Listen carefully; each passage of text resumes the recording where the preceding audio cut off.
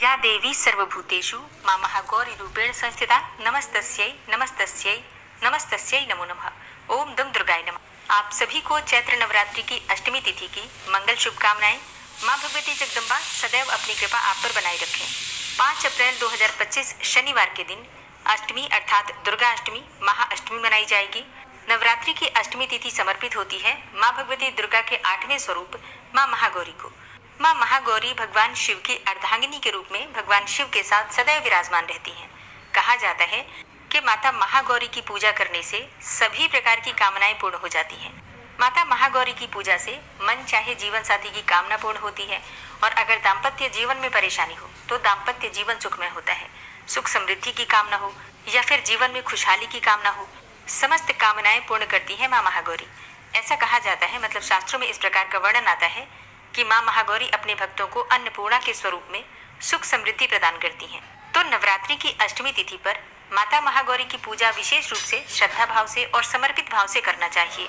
आज की वीडियो में आप जानेंगे कि माता महागौरी की पूजा नवरात्रि की अष्टमी तिथि पर हमें किस प्रकार से करनी चाहिए, माँ का स्वरूप क्या है जिसका हमें पूजा के समय ध्यान करना है, मंत्र क्या है जिसका आज हमें जप करना है, क्या भोग माँ को अर्पित करें जिससे कि माँ की कृपा हमें प्राप्त हो, माँ महागौरी का प्रिय रंग क्या है जो आज हमें धारण करके माँ की आराधना करनी चाहिए, और पुष्प कौन सा अर्पित करें, फल कौन सा अर्पित करें, और सुख समृद्धि दाम्पत्य जीवन को सुखमय बनाने के लिए, मन चाहे जीवन साथी की कामना को पूर्ण करने के लिए कौन सा उपाय करें, संपूर्ण जानकारी आपको आज की वीडियो में शेयर करने वाली हूँ। तो बहुत महत्वपूर्ण है आज की वीडियो, पूरा जरूर देख लीजिए। अच्छी लगे वीडियो तो लाइक भी जरूर कीजिए, क्योंकि आपके लाइक्स आपके कमेंट्स मेरे लिए बहुत महत्वपूर्ण होते हैं। ये एकमात्र जरिया है जिनसे मुझे पता चलता है कि आपको ये वीडियो अच्छी लगती है और आपके लिए ये वीडियो उपयोगी है। तो अगर वीडियो अच्छी लगे तो लाइक तो जरूर ही किया कीजिए। तो बात करेंगे माता महागौरी की पूजा विधि के बारे में, लेकिन उससे पहले जानते हैं कि अष्टमी तिथि के मतलब 5 अप्रैल के शुभ मुहूर्त क्या है। और हाँ, बहुत से भक्त हैं जो कि अष्टमी तिथि पर कन्या पूजन करते हैं, तो कन्या पूजन का और हवन करने का शुभ मुहूर्त क्या है। तो देखिए, चैत्र मास की शुक्ल पक्ष की अष्टमी तिथि प्रारंभ हो रही है 4 अप्रैल को रात्रि में 8:12 पर, और इसका समापन होगा 5 अप्रैल की रात्रि में 7:26 पर। तो 5 अप्रैल को सूर्योदय काल में अष्टमी तिथि हमें प्राप्त हो रही है, इसलिए दुर्गा अष्टमी 5 अप्रैल को मनाई जाएगी। 5 अप्रैल को सूर्योदय काल का समय है सुबह 6:07 पर, और सूर्यास्त का समय होगा शाम को 6:41 पर। जिन भक्तों के यहाँ अष्टमी पूजी जाती है, मतलब अगर आपके परिवार में अष्टमी तिथि पर कन्या पूजन और हवन करते हैं, तो ऐसे में 5 अप्रैल 2025 शनिवार के दिन आपके यहाँ हवन होगा, कन्या पूजन होगा। और अब जानते हैं कि अष्टमी तिथि पर कन्या पूजन का शुभ मुहूर्त क्या होगा। देखिए, अगर आप अष्टमी तिथि पर कन्या पूजन करते हैं तो वैसे तो पूरे ही दिन कन्या पूजन आप कर सकते हैं, मतलब सुबह से लेकर शाम तक कन्या पूजन किया जा सकता है। लेकिन कुछ विशेष मुहूर्त होते हैं, आप चाहें तो इन शुभ मुहूर्तों में भी कर सकते हैं। जैसे कि ब्रह्म मुहूर्त में भी कन्या पूजन आप कर सकते हैं। कई लोग होते हैं कि जो जॉब करते हैं और दिन में नहीं रह पाते हैं घर में, तो ऐसे में ब्रह्म मुहूर्त में आप कन्या पूजन कर सकते हैं। सुबह 4:35 से सुबह 5:21 तक ये ब्रह्म मुहूर्त का समय है। इस समय में भी आप कन्या पूजन, हवन इत्यादि सभी कार्य कर सकते हैं। कन्या पूजन का दूसरा मुहूर्त है प्रातः संध्या का। प्रातः संध्या मतलब जब रात्रि बीत रही होती है और सुबह का प्रारंभ होता है, तो उस मिलते हुए समय को प्रातः संध्या कहते हैं। और इस समय में बहुत से लोग पूजा पाठ इत्यादि करते हैं, विशेषकर इस समय का लाभ लेने के लिए। तो सुबह 4:58 से सुबह 6:07 तक का जो समय है, इस समय में भी कन्या पूजन और हवन इत्यादि आप कर सकते हैं। और तीसरा शुभ मुहूर्त आपको प्राप्त हो रहा है अभिजीत मुहूर्त का। सुबह 11:59 से दोपहर 12:49 तक ये समय अभिजीत मुहूर्त का है। तो अभिजीत मुहूर्त में भी आप कन्या पूजन कर सकते हैं। कई बार क्या होता है, बहुत समय लग जाता है सुबह की पूजा पूर्ण करने में, हवन करने में, तो ये सभी कार्य करने में अगर आपको देर हो जाती है तो अभिजीत मुहूर्त में आप कन्या पूजन कर सकते हैं। ये बहुत ही श्रेष्ठ मुहूर्त है। तो अपनी इच्छा के अनुसार, अपनी सुविधा के अनुसार आप इन मुहूर्तों में कन्या पूजन कर सकते हैं। और जैसा मैंने आपको बताया पहले ही कि आप पूरे दिन में किसी भी समय कन्या पूजन कर सकते हैं, पूरा ही दिन शुभ है। सिर्फ आपको राहु काल का ध्यान रखना है। राहु काल में कन्या पूजन और हवन नहीं करना चाहिए। प्रारंभ मत कीजिएगा, अगर आप पहले से कर रहे हैं तो आप कर सकते हैं। और अष्टमी तिथि पर शनिवार के दिन आपको राहु काल का समय प्राप्त होगा सुबह 9 बजे से 10:30 तक, मतलब 1.5 घंटे का ये समय है। इस समय में आपको कन्या पूजन नहीं करना है, बाकी किसी भी समय कर सकते हैं, कोई दिक्कत नहीं है। और अब जानते हैं कि नवरात्रि की अष्टमी तिथि पर मां महागौरी की पूजा किस प्रकार से करना है। देखिए, जिस प्रकार से हमने नवरात्रि में बाकी दिनों में सप्तमी तिथि तक पूजा की विधि बिल्कुल वही होती है। मतलब सुबह आपको जल्दी उठना है, नित्य कर्मों से निवृत्त हो जाइए, स्नान कर लीजिए। स्नान करने के बाद साफ स्वच्छ वस्त्र धारण कर लीजिए। माँ महागौरी का प्रिय रंग है गुलाबी। तो आज के दिन आपको गुलाबी रंग के वस्त्र धारण करके माँ महागौरी की पूजा करनी चाहिए। तो स्नान इत्यादि से निवृत्त होकर सबसे पहले भगवान सूर्यदेव को जल अर्पित कीजिए। इसके बाद अपने घर के मंदिर में आ जाइए जहाँ पर आपने माँ दुर्गा की चौकी स्थापित की है। अब आपको सबसे पहले सभी देवी देवताओं को अपने दोनों हाथ जोड़कर प्रणाम करना है। फिर माँ के समक्ष शुद्ध आसन डालकर बैठ जाइए।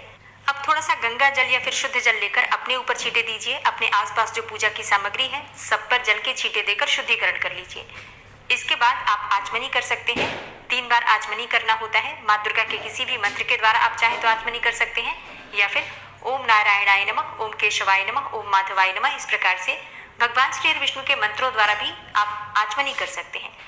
चौथी बार अपने हाथ में जल लेकर हाथ धो लेना चाहिए। ओम ऋषिकेशाय नमः, इस प्रकार से मंत्र बोलते हुए आचमनी करने के बाद आप अंदर से बाहर से सब तरफ से शुद्ध हो जाते हैं, शुद्धिकरण हो जाता है, मन का पवित्रीकरण हो जाता है। इसके बाद अपने आसन के पास थोड़ा सा जल डालकर और अपनी आंखों पर अपनी 2 उंगलियों से अपने मस्तक पर अपनी आंखों पर तिलक कीजिए। 2 बार जल उठाकर अपने मस्तक पर लगा लीजिए, नेत्रों पर लगा लीजिए। अब अपने सामने शुद्ध घी का एक दीपक प्रज्वलित कर लीजिए। अब आपकी पूजा प्रारंभ हो जाती है। जब तक आप पूजा कर रहे हैं तब तक आप अपने आसन पर से उठ नहीं सकते हैं। अब आप सबसे पहले गणपति का पूजन करेंगे, कलश देवता का पूजन कीजिए। फिर इसके बाद से जैसे आपने षोडश मातृका, नवग्रह मंडल या फिर ज्वारे बो रखे हैं या अखंड दीपक प्रज्वलित कर रखा है, सभी देवी देवता जो चौकी पर विराजित हैं उनकी विधि विधान से पंचोपचार विधि से धूप, दीप, अक्षत पुष्प इत्यादि अर्पित करके पूजा कर लीजिए। और हाँ, सबको भोग अवश्य अर्पित करना चाहिए। इसके बाद माँ दुर्गा की विशेष पूजा होगी माँ महागौरी स्वरूप में। तो अपने हाथ में अक्षत और पुष्प लेकर माँ का ध्यान कीजिए। सबसे पहले माँ का स्वरूप क्या है जिसका आपको ध्यान करना है? देखिए, माँ दुर्गा की 8वीं शक्ति मानी जाती है माँ महागौरी। और नवरात्रि के 8वें दिन जब हम इनकी पूजा करते हैं तो इनका जो स्वरूप हम ध्यान करते हैं वो पूर्ण रूप से गौर वर्ण का होता है, इसलिए ये महागौरी कहलाती है। इनकी गौरता की उपमा शंख, चंद्र और कुंद के फूल से की गई है और इनकी आयु 8 वर्ष की मानी गई है। इनके समस्त वस्त्र और आभूषण भी श्वेत है। वृषभ पर सवार माँ की 4 भुजाएं हैं, जिसमें ऊपर के दाहिने हाथ में अभय मुद्रा और नीचे वाले दाहिने हाथ में त्रिशूल है। ऊपर वाले बाएं हाथ में डमरू और नीचे बाएं हाथ में वर मुद्रा है और इनकी मुद्रा अत्यंत शांत है। धन, धान्य और सुख समृद्धि की प्राप्ति के लिए माँ महागौरी की उपासना की जाती है।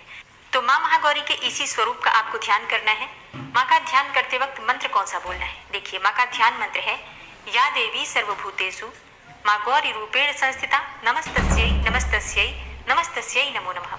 या दूसरा मंत्र आप बोल सकते हैं सर्वमंगल मांगल्ये शिवे सर्वार्थ साधिके शरण्ये त्र्यंबिके गौरी नारायणी नमोस्तुते। और माँ महागौरी का बीज मंत्र है श्रीम क्लीम ह्रीम वरदायै नमः। अगला मंत्र है ओम महागौर्यै नमः। तो इनमें से किसी भी मंत्र के द्वारा आप माँ का ध्यान कर सकते हैं और पूजा करते समय उस मंत्र का उच्चारण आप चाहे तो 11 बार, 21 बार या 108 बार भी करके और माँ की पूजा कर सकते हैं। और हाँ, माँ का ध्यान करने के बाद आपके हाथ में जो सामग्री है पुष्प और अक्षत, ये माँ के चरणों में अर्पित कर दीजिए।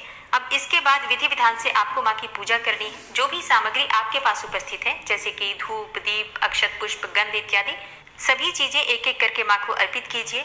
आज कौन सा पुष्प माँ को अर्पित करना चाहिए? देखिए, वैसे तो आपके पास जो भी पुष्प हो अर्पित कर सकते हैं, लेकिन माँ का प्रिय पुष्प है कमल का पुष्प। माँ को कमल का पुष्प अत्यंत प्रिय है। अगर आपके पास हो तो जरूर अर्पित कीजिए, नहीं हो तो क्या करें, आप पीले पुष्प भी अर्पित कर सकते हैं। माँ को रात की रानी का पुष्प भी बहुत पसंद है और विशेषकर मोगरे का पुष्प माँ को अत्यंत प्रिय है। तो जो पुष्प आपके पास उपलब्ध हो, गुलाब का, गुड़हल का, सारे पुष्प माँ को अर्पित किए जा सकते हैं। और नवरात्रि की अष्टमी तिथि पर माँ महागौरी को अर्पित किया जाता है नारियल का भोग। नारियल का भोग माँ को अत्यंत प्रिय है। इसके अलावा हलवा, पूरी, चने आज बनते भी है घरों में, क्योंकि कंजिका बहुत सारे घरों में आज ही होती है। तो अगर आपके यहाँ कन्या पूजन आज है तो आपने हलवा पूरी बनाया होगा, वही आप माँ को अर्पित कर सकते हैं। और हाँ, नारियल जरूर अर्पित करना चाहिए। तो विधि विधान से माँ महागौरी की पूजा कीजिए, मंत्रों का जप कीजिए। इसके बाद जो भी आप मंत्र जप करते हैं, जैसे कि प्रतिदिन अगर आप 40 पाठ कर रहे हैं, दुर्गा सप्तशती का पाठ कर रहे हैं, नवार्ण मंत्र का जप करते हैं या कोई भी पाठ, कोई भी मंत्र आप प्रतिदिन जो जप रहे हैं उसे जप करके और अपनी पूजा को पूर्ण करके आरती कर सकते हैं। और हाँ, अगर आपके यहाँ अष्टमी करी जाती है, मतलब अष्टमी के दिन कन्या पूजन किया जाता है, तो हवन पहले कर लीजिए, उसके बाद कन्या पूजन आप कर सकते हैं। अब बात करें माँ महागौरी की विशेष पूजा विधि के बारे में, तो देखिए, माँ महागौरी को सौभाग्य का प्रतीक माना जाता है, इसलिए माँ महागौरी को सौभाग्य की सामग्री जो होती है, सुहाग की सामग्री जरूर अर्पित करनी चाहिए। अपनी इच्छा के अनुसार आप चाहें तो 16 श्रृंगार की सामग्री अर्पित कर सकते हैं या फिर सिंदूर, बिंदी, चूड़ियाँ, ये सब चीजें जैसे कि 5 सुहाग की सामग्री भी आप अर्पित कर सकते हैं, जो भी आपके पास उपलब्ध हो। अब जैसे कई भक्तों के प्रश्न होंगे कि हमने पहले ही दिन नवरात्रि में सुहाग की सामग्री माँ को अर्पित कर दी थी, तो क्या हम अष्टमी तिथि पर भी अर्पित करें? ये जरूरी है। देखिए, नवरात्रि में अगर आपने पहले दिन सुहाग की सामग्री अर्पित कर दी है, तो अगर आप बहुत कुछ आज नहीं कर पाते हैं अष्टमी तिथि पर, तो कम से कम सिंदूर, बिंदी, चूड़ियाँ, 2-4 सामग्री अवश्य अर्पित कर दीजिए। और कुछ नहीं कर पाते हैं तो सिंदूर तो अवश्य अर्पित कीजिए। और वो सिंदूर आप स्वयं प्रयोग कर सकते हैं, चाहे तो किसी को दान में भी उसमें से थोड़ा बहुत दे सकते हैं। पूरा चढ़ाकर पूरा दान नहीं करना है, इस बात का ध्यान रखिए। सिंदूर हम माँ को जब भी चढ़ाते हैं, अपने लिए पहले रखते हैं, फिर उसमें से किसी भी सुहागिन महिला को थोड़ा सा दे सकते हैं। या फिर सिंदूर की 2 डिब्बी चढ़ा सकते हैं, एक किसी को दान कर सकते हैं, एक आप स्वयं प्रयोग कर सकते हैं। मतलब अपने लिए भी चढ़ाइए, फिर दान के लिए भी आपको जरूर निकालना चाहिए। और नवरात्रि की अष्टमी तिथि पर माँ दुर्गा को लाल चुन्नी अवश्य अर्पित करनी चाहिए। आप चाहे तो साड़ी या फिर अपने लिए सूट चढ़ाकर भी माँ को फिर बाद में स्वयं प्रयोग कर सकते हैं। या फिर लाल चुन्नी जो मिलती है माता वाली, आप वो भी चढ़ा सकते हैं, लेकिन जरूर चढ़ाइए। अगर आपने प्रतिपदा तिथि पर चढ़ाया था तब भी आज आपको चढ़ा देना चाहिए, क्योंकि आज माँ महागौरी की पूजा से जो फल आपको प्राप्त होगा वो पूरी नवरात्रि में नहीं मिलता है। इसलिए अंतिम दिन अष्टमी और नवमी बहुत महत्वपूर्ण है।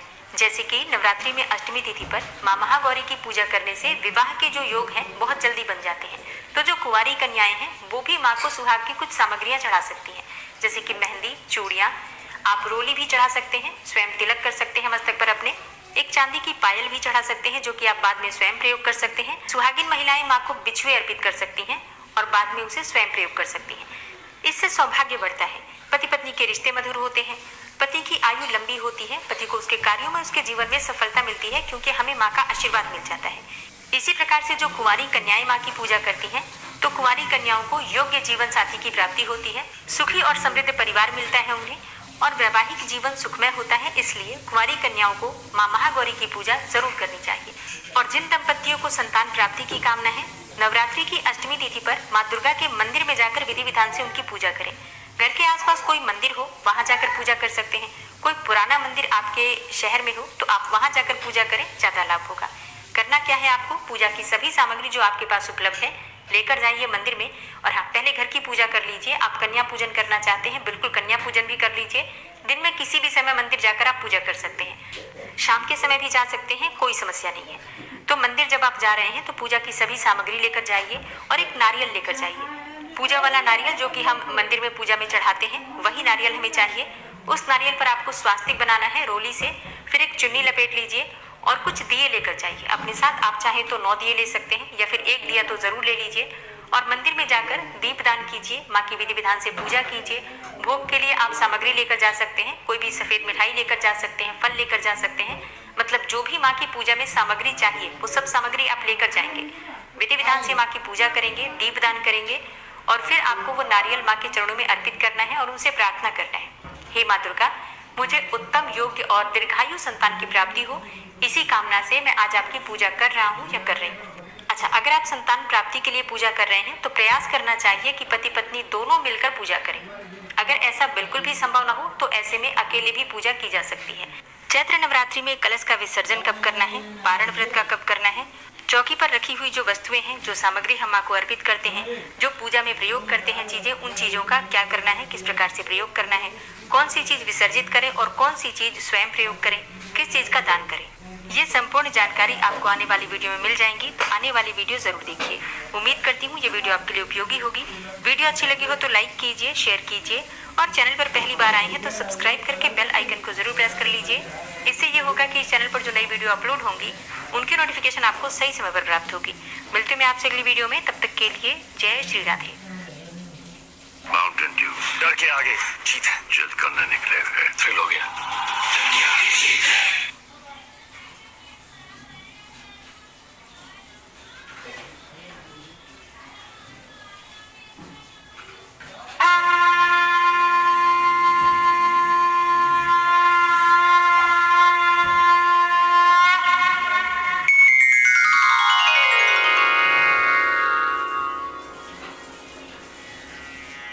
एकादशोध्याय देवी स्तुति।